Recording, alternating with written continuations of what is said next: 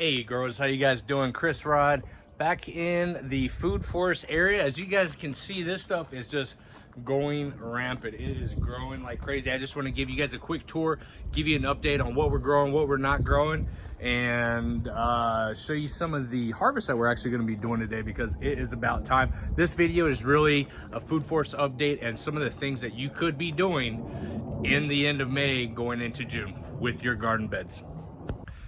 All right, so let's just do a quick tour. We're gonna give you guys an update, and then we're gonna prune a couple or harvest a couple veggies today. And I'm gonna show you about a volunteer, something that's growing where it shouldn't be growing, but sometimes it happens. And I'm gonna show you what we're gonna do with it.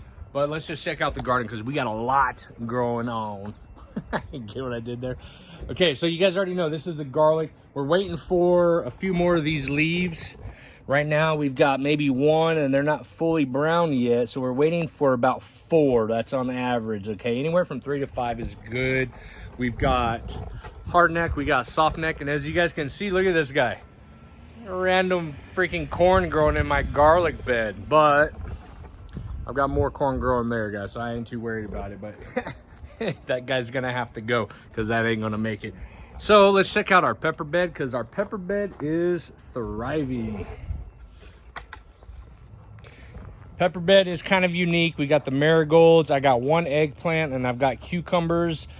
Those are some Boston pickling cucumbers we're gonna be trellising up and over. And this right here is actually a watermelon plant. We're gonna go ahead and let it vine this way. I've got a vine going back that way. Then as you guys can see, check these guys out. These are probably some of the biggest banana peppers we've grown. Anaheim chili peppers are looking good. Look how monster these things are right now.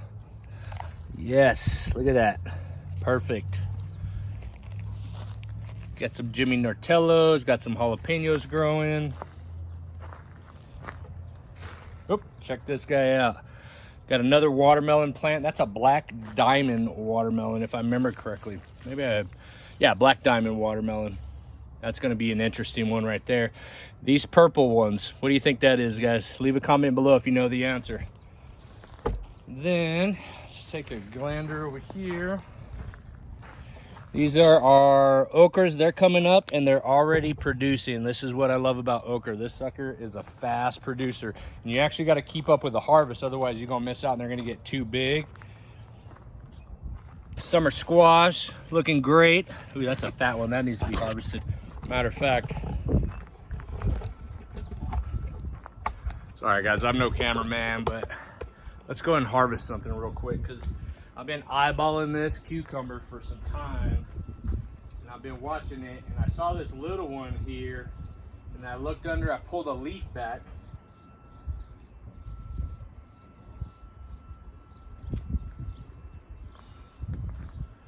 Cucumber. This is a Market More cucumber. Remember, when about your cucumbers, your peppers, and I'm going to take some of these peppers off too, is you can go ahead and harvest them, and the more you harvest, the more you're going to end up getting, because it's going to start producing more flowers, and therefore you're going to get more produce as well.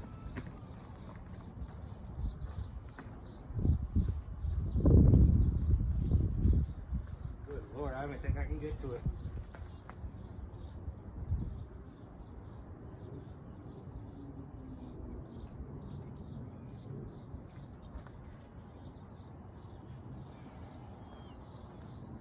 All right, good sized squash there, summer squash. It's getting a little soft on the end there because it's hanging on the ground like that, but you definitely want to prune these.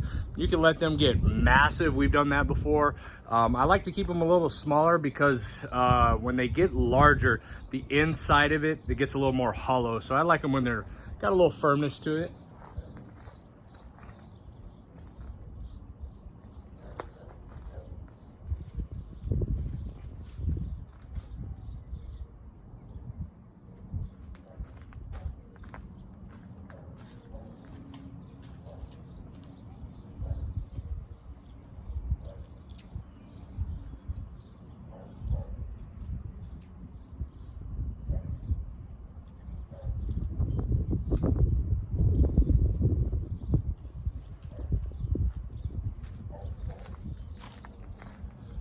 Some good sized banana peppers. With the banana peppers, what I like to do is initially, and this is an option, you don't have to do this, but those first few peppers that you get on your pepper plants, especially the banana peppers, you can go ahead and harvest these first ones. These usually end up being the smallest ones.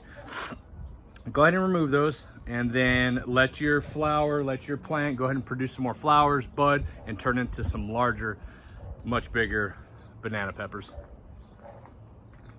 And something else I did want to talk to you about, something you can continuously do. This is one of those May, June tips that you continuously do inside of your garden beds, especially if you're growing watermelons. You can let them, depending on the size of the bed that you're growing, you can let these watermelons sprawl out everywhere, right? Or you can vine them. As you guys can see, we're letting this one vine. I'm going to let it vine this way, and then I'm going to let it vine all the way down the rock wall, and it will grow that far if you allow it.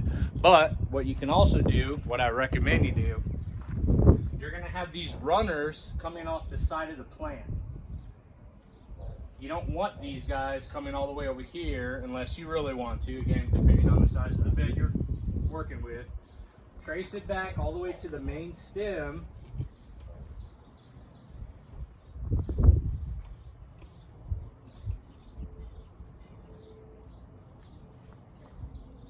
Cut that guy off, all right? This is essentially, it's just like Bermuda grass, to be honest with you. It's simply a stolon, it's a runner growing on top of the surface. We don't want this energy. I don't want it going this way, and I don't want it going into the interior of the actual raised bed.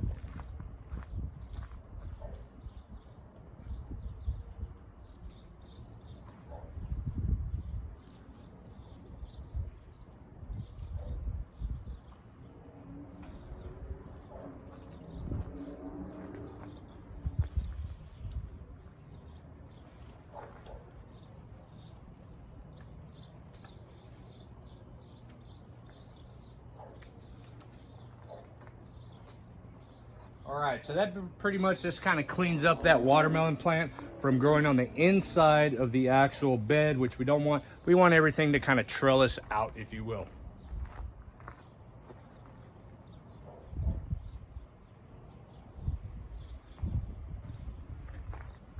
Something else you want to stay on top of? Your weeds. You can always continuously weed your beds, weed free inside of your raised garden beds. You don't want these soaking up all your water or your nutrients. Got to keep weeding the beds. All right, down in here, as you guys can tell, this stuff is really taking off. We've got carrots, we've got radishes and beetroot, if I'm not mistaken. I actually want to go ahead and dig one of these out because this stuff has been in here quite some time. Oh yeah.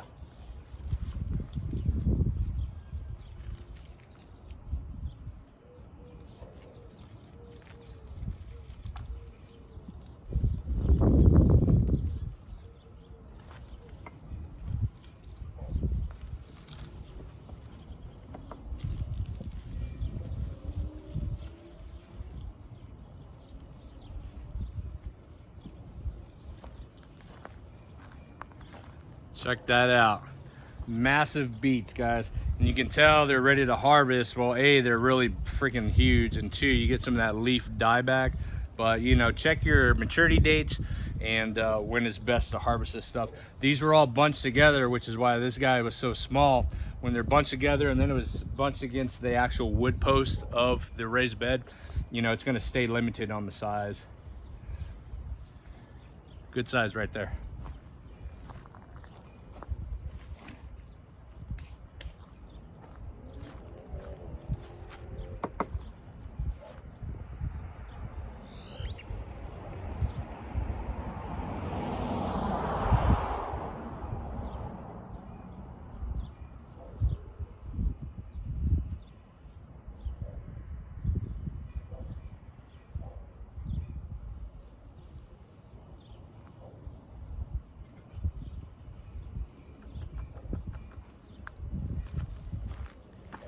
Couple carrots for you guys. Check that out. Nice red.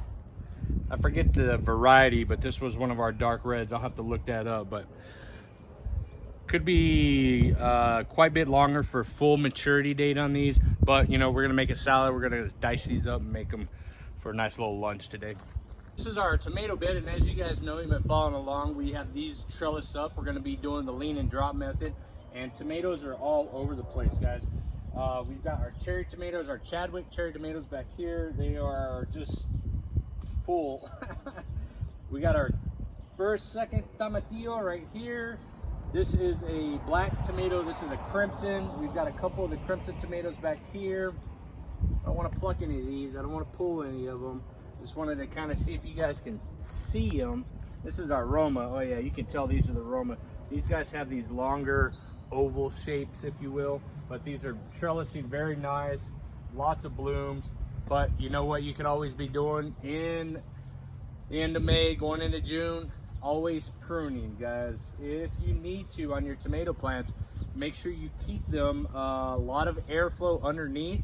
So if you need to take off a branch or two from the bottom so that they're not touching the soil, that's definitely optimum. And then you always want to make sure you're taking off any unnecessary suckers off your tomato plants. Whether you pinch them off like that. Some of them just little leaves that will eventually turn into suckers. Others, you may actually have to go ahead and prune off with a pair of shears. Here's a really good one. And it's almost painful to do because these suckers actually will be producing flowers too. So it's really hard to do that, but it's necessary.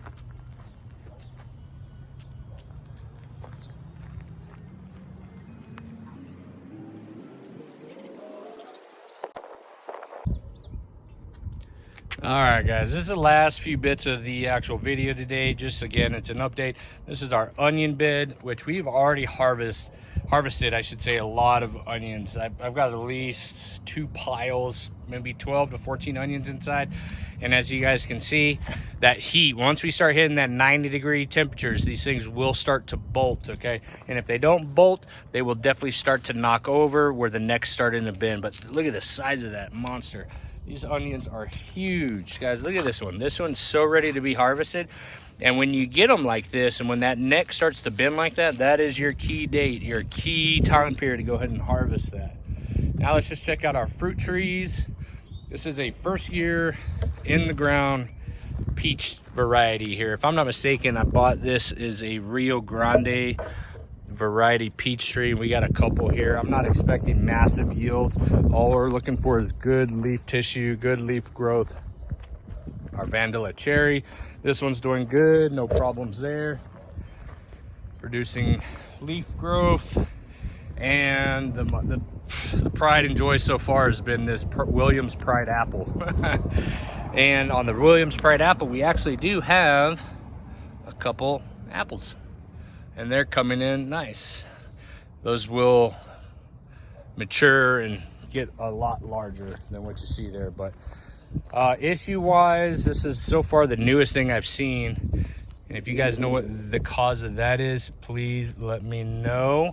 I will add that our peach tree, we have had to treat once with a copper fungicide. And that was because the leaves were turning yellow. And then what I noticed upon further inspection is this right here.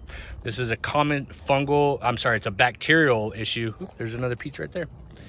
It's a common bacterial issue, kind of like gray or gray leaf spot on grass blades, but this black, and it'll just create a hole in it basically.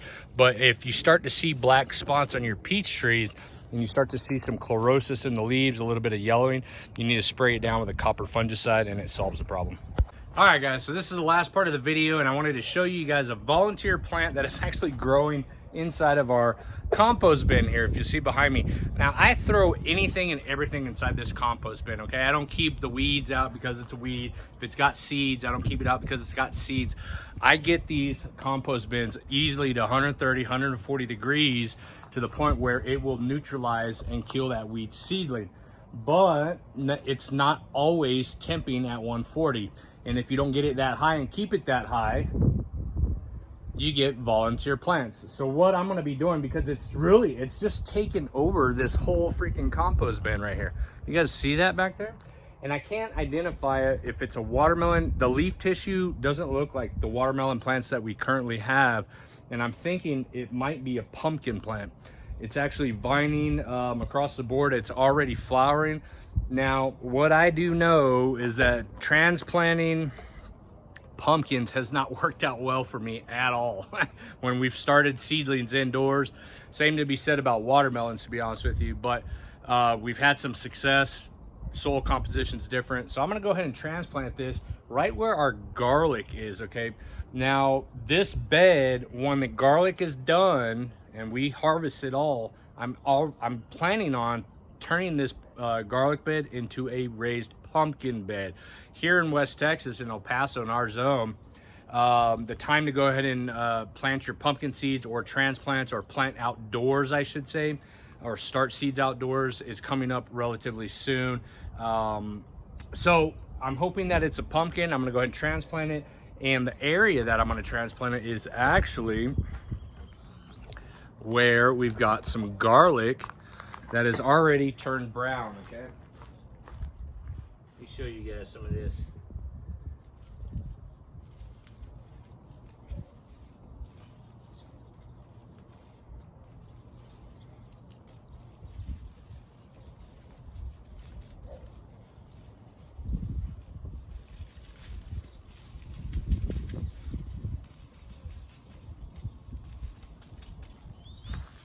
So as I told you guys earlier, when you're ready to harvest your garlic, you'll know, because you're gonna get anywhere from 3 to 5 of the stalks that have turned brown. As you guys can see here, that's 1, 2, 3, 4 stalks easily, right? Nice size piece of garlic, nothing too huge like elephant garlic. And then some of the other ones are kind of small. Again, nothing huge, but this is the organic garlic that I bought at our local Albertsons, and it's absolutely fine. Okay, I'm not looking for massive sized garlics, but let's go ahead and transplant this real quick, get it in the ground.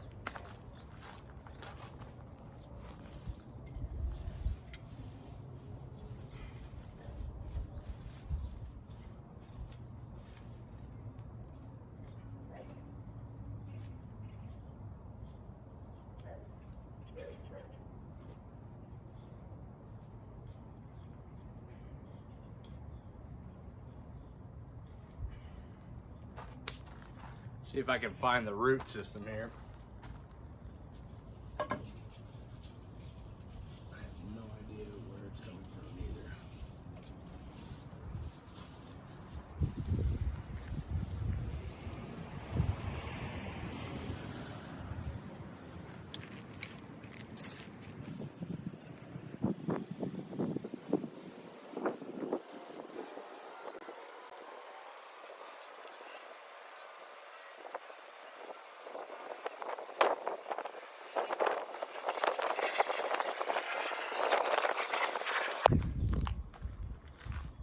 All right, guys, so I ripped this thing out of the compost bin. Is it gonna survive? I have no idea.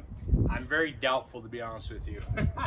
What I did notice is that that main root system, once I found it and I pulled it out, it started tugging on another portion where another established root was. So I buried that one into the side of the actual ground over there, and we'll see. But what I'm gonna do, and this is kind of a trick for you guys, whenever you're transplanting from indoor seedlings to the outdoor, what I like to do is go ahead and use a little bit of fish emulsion. That drastically helps reduce that transplant shock.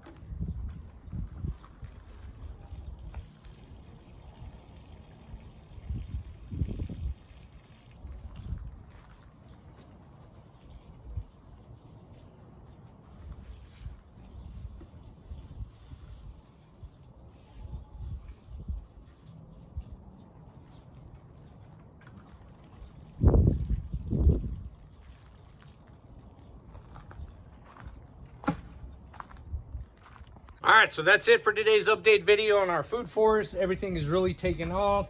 Top tips for going into June, what you could be doing inside of your garden. Again, get out there every single day. You want to make sure that the soil stays moist. Give it that 2-inch finger test, if you will. If it's dry, then give it a good dousing of water, and prune any unnecessary runners.